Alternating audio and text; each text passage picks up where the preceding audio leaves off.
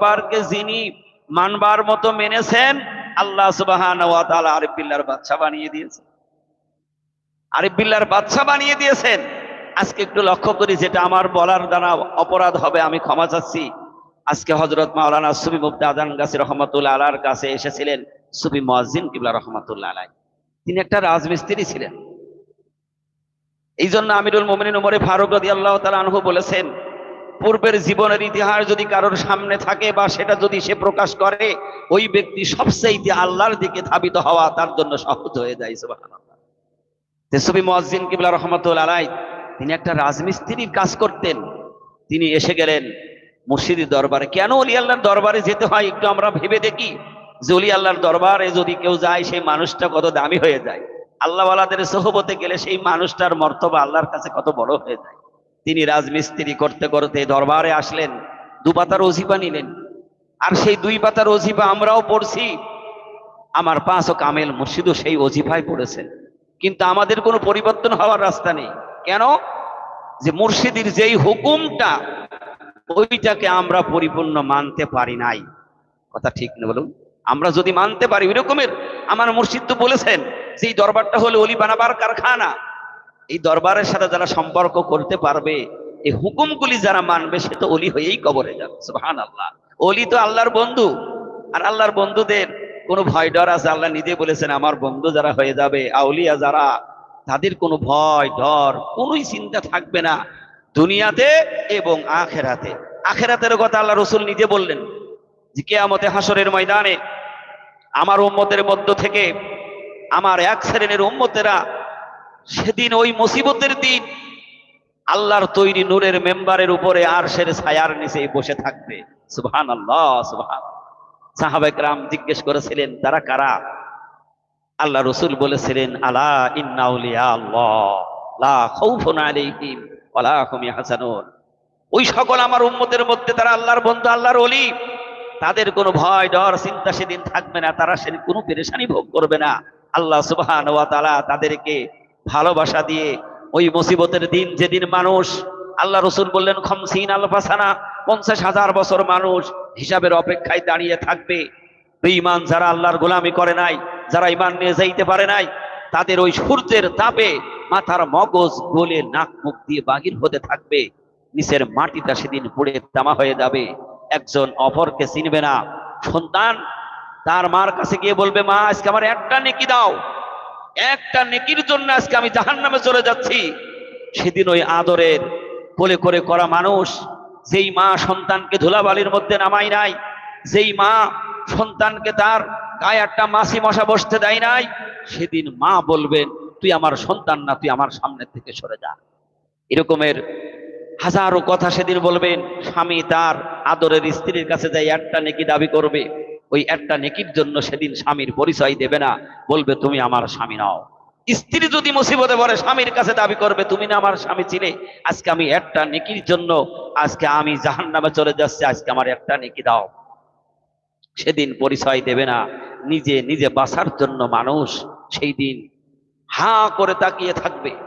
আর হাসরের ময়দানে আল্লাহ রসুল কি বয়ান করলেন, যে হাসরের ময়দানে সমস্ত মানুষগুলি উলঙ্গ অবস্থায় থাকবে। আল্লাহু আকবার।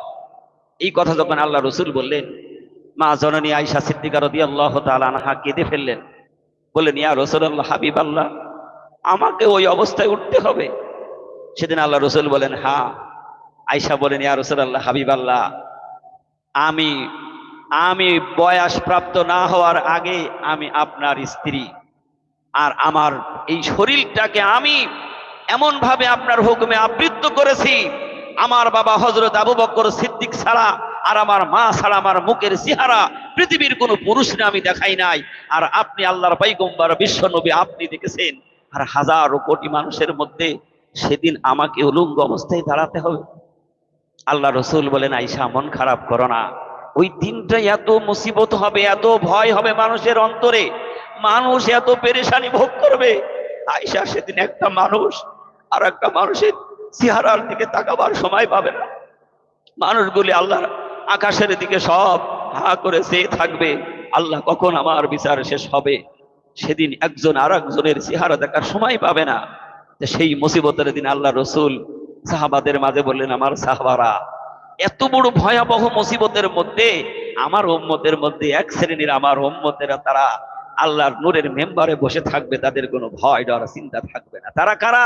আল্লাহ রসুল নিজে বলে গেলেন, তারা হলো আমার উম্মতের মধ্যে কামেল ওলি আল্লাহ। সুবহানাল্লাহ, সুবহানাল্লাহ। আজকে আমরা সেই কামেল ওলি আল্লাহকে চিনতে পারিনি, যারা নিজের জীবনটুকু মোমবাতির মতো জ্বালিয়ে পুড়িয়ে ছারখার করে দিলেন। কিসের আশায়, কিসের মায়ায়? একমাত্র মানব জাতির কল্যাণের জন্য যেইভাবে আখিরি জামানার পয়গম্বর বিশ্ব নবী তার জীবনটাকে বিলিয়ে দিয়েছিলেন। খাদিজার সাথে বিবাহ হওয়ার পরে অনেক ধন দৌলতের মালিক হয়েছিলেন। সব কি করেছিলেন? মানব জাতির কল্যাণের জন্য সব বিলিয়ে দিয়েছিলেন। আল্লাহ রসুল কিছু নিয়ে যাননি। আজকে সেই রসুলের আদর্শই আদর্শবান, আজকে সেই রসুলের গোটা চরিত্রের অধিকারী হাক্কানে আঞ্জুমান আজান গাছী রহমতুল্লাহ আলাইহির আমার পাঁচ ও কামেল মুর্শিদ। আজকে আমরা দেখেছি যে মুর্শিদ নিজের একটা কানা করে একটা সম্পদ দুনিয়ায় জিম্মি রেখে চলে যান নাই। আয়েশা সিদ্দিকা রাদিয়াল্লাহু তাআলা আনহাকে আল্লাহ রসুল ঠিক মৃত্যু সজ্জায় ডাকলেন আর বললেন, আয়েশা, তোমার কাছে একটু কিছু স্বর্ণ দিয়েছিলাম। আয়েশা বলেন, সেটা আমি খুব হিফাজত করে রেখে দিয়েছি। আল্লাহ রসুল বললেন, তুমি এখনই সাদকা করে দাও। কোন দরবার আমরা পেয়েছি? আজকে কোন কামেল ওলি আল্লাহর দরবারটা পেয়েছি? সেই রসুলের ওয়ারাসাতুল আম্বিয়া, নাইবে নবী, রসুলের উত্তরসূরি। আজকে সেই রসুলের গোটা জিন্দগির সাথে হাক্কানি দরবার আজান গাছী রহমতুল্লাহ আলাইহির জিন্দগির 100% মিল রয়েছে। আজকে আল্লাহ সুবহানাহু ওয়া তাআলা সেই নেককার কামেল ওলি আল্লাহর দরবারটাকে আমাদেরকে পাওয়িয়েছেন। আল্লাহ পাক লুকমানের কথাটা কেন কোরআনে বললেন? যে লুকমানের কথাগুলি ছিল সব আল্লাহর কথা। লুকমানের যেই দাওয়াত ছিল আল্লাহর দাওয়াত। আজকে হাক্কানি আঞ্জুমান আজান গাছী রহমতুল্লাহ আলাইহি সেই কামেল ওলি আল্লাহ, তিনি সেই আল্লাহর কথা আজকে গোটা পৃথিবীর মানুষের ডাকলেন। যেমন লুকমান বলেছিলেন, ইয়া বুনাইয়া আকিমিস সালাতা ওয়া'মুর বিল মা'রুফ ওয়ানহা আনিল মুনকার ওয়াসবির আলা মা আসাবাকা ইন্না যালিকা মিন আজমিল উমুর। হে বৎস, যথারীতি নামাজ পড়বে। যথারীতি মানে কি? তুমি নামাজের কোনো কাজা করতে পারবে না। যথারীতি সময় হয়ে গেলেই তুমি নামাজ পড়বে এবং সৎ কাজের নির্দেশ দেবে এবং অসৎ কাজের নিষেধ করবে। সুবহানাল্লাহ, সুবহানাল্লাহ।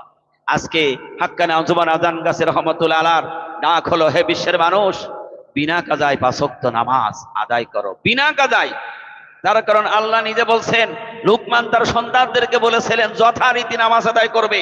আল্লাহ সুবহানাহু ওয়া তাআলা সেই কথাটা কালাম পাকের মধ্যে আল্লাহ পাক সেই লুকমানের কথাটা কুরআনুল কারীমের সূরা হিসাবে নাজিল করে দিলেন। হে বৎস, যথারীতি নামাজ পড়বে এবং কি করবে? সৎ কাজের আদেশ দেবে। কেন? যে ব্যক্তি সৎ কাজের আদেশ দেবে সে যেন 1,24,000 পয়গম্বরের কাজটা করে। যে ব্যক্তি সৎ কাজের উপরে থাকলো সে 1,24,000 পয়গম্বরের আদর্শের উপরে তার শরীর জীবনটাকে কাটালো। হাক্কানি আঞ্জুমান আজান গাছী রহমতুল্লাহ আলাইহি কি করছেন? আজকে গোটা পৃথিবীর মানব জাতির কল্যাণের জন্য, মুক্তির জন্য সৎ কাজের আদেশ দিয়ে যাচ্ছেন, যার বিনিময় আজকে কারোর কাছে কোনো চাওয়া পাওয়া নেই, হাত পাতা নেই। যা চাওয়ার, যা পাওয়ার একমাত্র আল্লাহর কাছে। সুবহানাল্লাহ, সুবহানাল্লাহ। এই জন্য শেষ জামানায় আজকে আমরা যে ওলি আল্লাহ পেয়েছি আমাদের জন্য বলন্দ নসিব। লোকমানে হাকিম তিনি যে কথাগুলি বলে গিয়েছেন, এই কথাগুলি তার নিজের কথা ছিল না, আল্লাহর প্রদত্ত কথাগুলি তিনি বলেছিলেন। আল্লাহ সুবহানাহু ওয়া তাআলা লোকমানকে নবুয়তি দিতে চেয়েছিলেন, কিন্তু লোকমান সেদিন নবুয়তি নেন নাই। কেন? তিনি বলেছিলেন, আল্লাহ, অত বড় দায়িত্ব বহন করতে আমি পারবো না। আল্লাহ, তুমি আমাকে কিছু জ্ঞান দাও। কি দাও? আমাকে কিছু জ্ঞান দাও।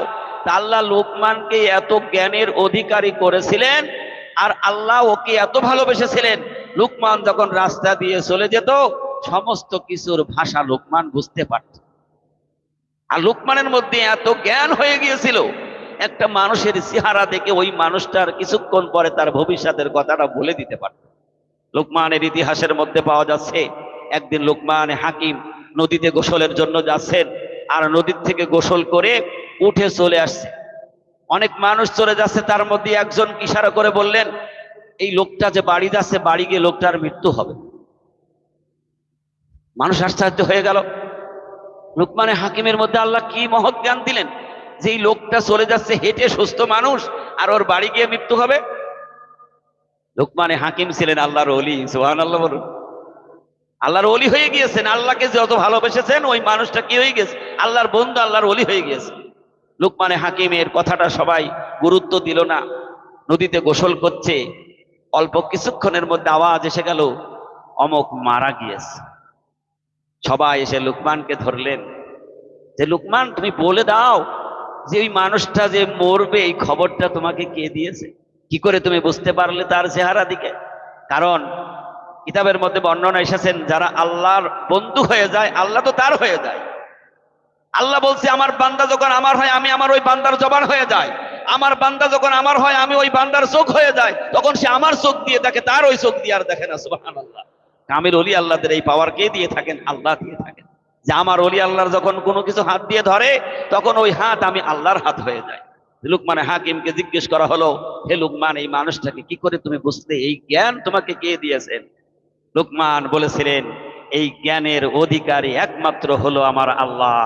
আল্লাহ যাকে জ্ঞানী করেন তিনিই জ্ঞানী, আমার কোনো ক্ষমতা নেই। সুবহানাল্লাহ।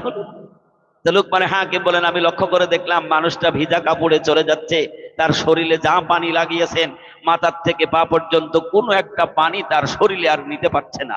আল্লাহু আকবার। তখন তিনি বুঝতে পারলেন আর বললেন যে আমি দেখলাম তার শরীরে যখন আর কোনো পানি খাই না, তাহলে ওই মানুষটা অতি তাড়াতাড়ি দুনিয়ার থেকে চলে যাবে। আপনি গা ভিজাবেন, দেখবেন একটু পরে গাটা অটোমেটিক শুকিয়ে যাচ্ছে। আর লোকমান বললেন, তার শরীরে যে পানি যে অবস্থায় লেগেছে আমি দেখছি ওই পানি তার শরীরে স্পর্শ করে আর গ্রহণ করতে পারছে না। যে বুঝতে নিলাম যে এই ব্যক্তি দুনিয়ার জগতে আর থাকবে না। আল্লাহু আকবার। যে কি জ্ঞান আল্লাহ ওলি আল্লাহদেরকে দিয়েছেন। আর ওলি আল্লাহর জবান দিয়ে যদি একটা কথা বেরিয়ে যায়, ওই কথাটা হলো হক, বাস্তব সত্য কথা। কারণ আল্লাহর ওলি বন্ধুরা তারা নিজের থেকে কিছু বলে না। আজকে আমরা এমন একটা মুর্শিদি দরবার এসেছি যেই কথাগুলি আমাদেরকে বলছেন, এ পর্যন্ত একটা কথাও আমার পাঁচ মুর্শিদের নিজের কথা নয়, সকল কথা হলো আমার আল্লাহ। যারাই গ্রহণ করবে তারা দুনিয়ার সফল কাম হয়ে যাবে, যারা মেনে নেবে তারা আল্লাহর বন্ধু আর পিলার বাচ্চা হয়ে যাবে। কিন্তু আমাদের মানার মধ্যে যদি সন্দেহ থেকে যায়, সারা জীবন আসবো, সারা জীবন ওজিফা পড়বো, সারা জীবন নামাজ পড়বো, সারা জীবন তাসবিহ তাহলিল করবো, ফায়দা ফজিলত পাওয়া যাবে না। ওই বিশ্বাস হতে হবে শতভাগ, একনিষ্ঠ হবে শতভাগ। মুর্শিদ যা বলে দিয়েছেন ওই কথাটা ওইভাবেই মানতে হবে। যেমন সাহাবায়ে কেরাম রাসূলের দরবারে আসতো, আর যখন আল্লাহর নবী বিশ্ব নবী একটা কথা বলতেন সাহাবায়ে কেরাম সাথে সাথে তার জবাব দিতেন, সামি'না ওয়া আতানা। ইয়া রাসূলুল্লাহ, যা শুনলাম মেনে নিলাম, একসুল বাড়াবো না, একসুল কমও করব না।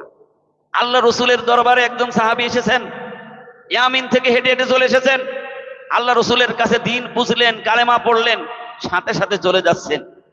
আল্লাহ রসুল বললেন, সবে মাত্র আসলে আর এখনই চলে যাচ্ছে? ওই সাহাবী বলেছিলেন, সামি'না ওয়া আতানা, ইয়া রাসূলুল্লাহ, যা শুনলাম মেনে নিয়েছি, এর থেকে একসুল নিজে বাড়াবো না, কমও করবো না। হেঁটে চলে যাচ্ছেন। আর আল্লাহর নবী বিশ্ব নবী সাহাবাদেরকে ডেকে বললেন, আমার সাহাবারা, তোমরা দুনিয়া থেকে যদি জান্নাতি মানুষ দেখতে চাও, ওই দেখো আমার সাহাবী হেঁটে চলে যাচ্ছে। আল্লাহু আকবার।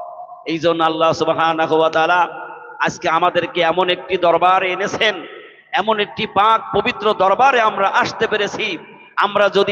আমরা যদি সেই আল্লাহ রসুল কামেল মুর্শিদের হুকুমটা যদি পরিপূর্ণর সাথে যদি আমরা মানি, আল্লাহ সুবহানাহু ওয়া তাআলা কাল কিয়ামতের দিন আল্লাহ পাক আমাদেরকে নাজাতের জারিয়া করে দেবেন, আমাদেরকে আল্লাহ পাক মাফ করে দিয়ে জান্নাতবাসী করে দেবেন।